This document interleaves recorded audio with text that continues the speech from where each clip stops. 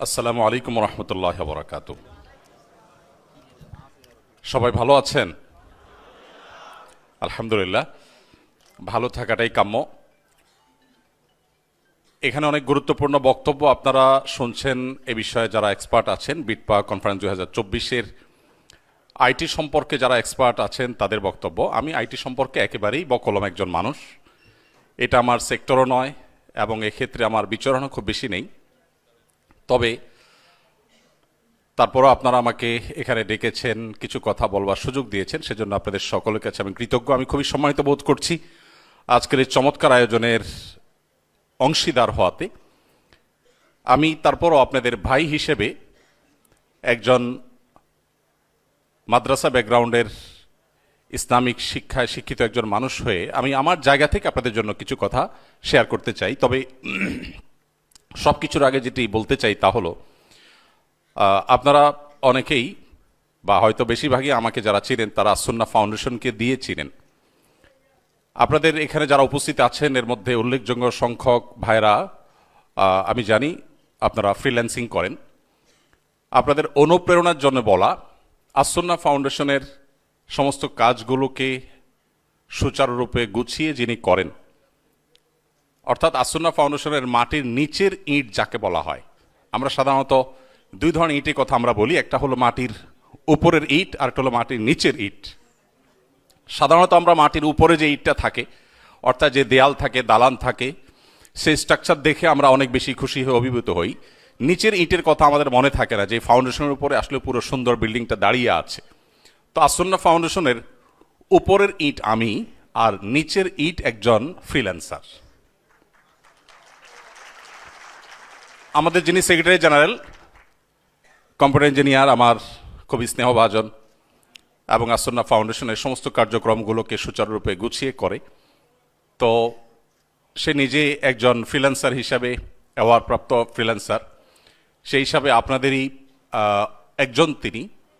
তারপরও সে সুন্নাহ ফাউন্ডেশনকে সুন্দরভাবে সুচারুরূপে গুছিয়ে যে কাজ করতে পারছে, এই জায়গা থেকে আমার মনে হয় আপনাদের সাথে আমার একটা বিশেষ সম্পর্ক এবং লেনাদেনার একটা ব্যাপার স্যাপার আছে। তো সেই জন্য আপনাদেরকে সবাইকে আমি ধন্যবাদ জানাচ্ছি, এবং আপনাদের যে এক্সপার্টিজ আছে সেটা দিয়ে যে আসলে অনেক কিছু করা সম্ভব, আমি এই পয়েন্টটি উল্লেখ করে মূলত সে বিষয়টিকে বোঝাতে চেয়েছি। আমি আমার জায়গা থেকে একেবারে সরাসরি কয়েকটি পয়েন্ট আকারে যেতে চাই। সেটি হলো, আমরা এখানে বেশিরভাগই হয়তো মুসলিম। আমার অন্য ধর্মাবলম্বী ভাইরা যারা আছেন, বোনরা যারা আছেন, তাদের প্রতি আমি রেসপেক্ট রেখে আমার মুসলিম ভাইদেরকে বলতে চাই যে আমরা যাই করি না কেন, দিন শেষে আল্লাহ সুবহানাহু ওয়া তাআলার কাছে আমাদেরকে দাঁড়াতে হবে। আমাদের পেশাগত যে কোনো দায়িত্ব আমরা যখন পালন করব, তখন শরিয়ার যে হালাল হারাম এর বিধিবিধান আছে, সেই বিধিবিধানগুলোকে আমরা মেনে চলার চেষ্টা করব।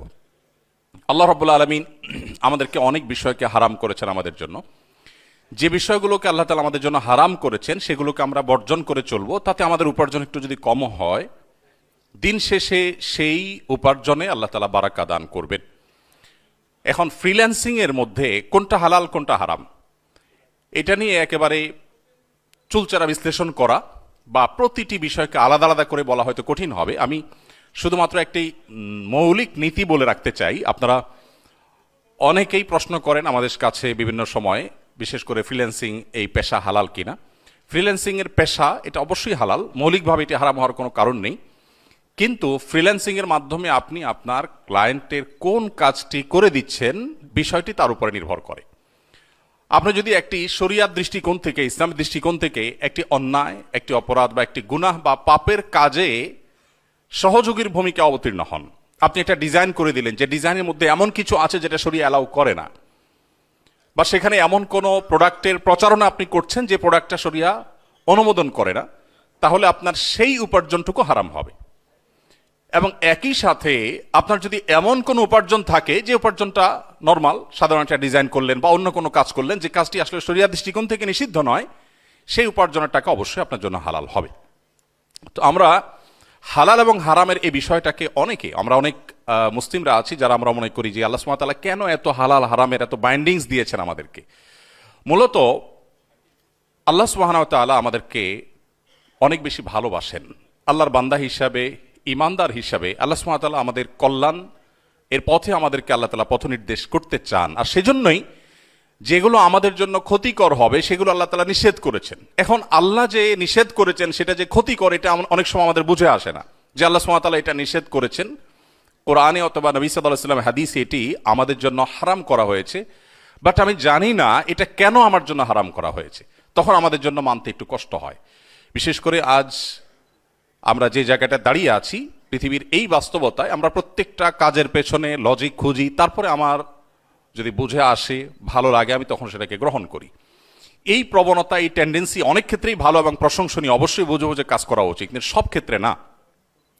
আল্লাহ সুবহানাহু ওয়া তাআলা যিনি আমার সৃষ্টিকর্তা, তিনি আমাকে যে বিষয়গুলো নিষেধ করেছেন সেগুলো ডেফিনেটলি আমার জন্য অকল্যাণকর। সে অকল্যাণ বুঝতে আমার হয়তো সময় লাগবে, হয়তো আমি এটিকে আবিষ্কার করতে পারবো না, আমার পরের জেনারেশন আবিষ্কার করবে, কিন্তু এটি নিশ্চিত যে আল্লাহ সুবহানাহু ওয়া তাআলা যা নিষেধ করেছেন সেটাতে আমার জন্য অকল্যাণ আছে, এতে কোনো সন্দেহ করবার কোনো সুযোগ নেই। কোরআন এবং সুন্নাহর এরকম অনেক বিষয় আছে যেগুলো 1450 বছর আগে নবী সাল্লাল্লাহু আলাইহি ওয়াসাল্লাম বলে গেছেন, কিন্তু সেগুলোর যথার্থতা, সেগুলোর যৌক্তিকতা হয়তো শত শত বছর পর আবিষ্কার হয়েছে। এখন এটি আবিষ্কারের আগে যারা অনুসরণ করেছেন তারা কিন্তু সেটা বুঝে অনুসরণ করেননি। অতএব একজন মুসলিম হিসাবে আমাদের জন্য আল্লাহ সুবহানাহু ওয়া তাআলা যেগুলোকে হালাল করেছেন সেগুলো আমরা শুধু গ্রহণ করব, হারামগুলোকে আমরা বর্জন করব। এই স্যাক্রিফাইসের বিনিময়ে আল্লাহ তাআলা আমাদেরকে আখিরাতে যেমন জান্নাত দিবেন, দুনিয়াতে আমরা পবিত্র এবং প্রশান্ত এবং সুন্দর জীবন যাপন করতে পারবো ইনশাআল্লাহ তাআলা।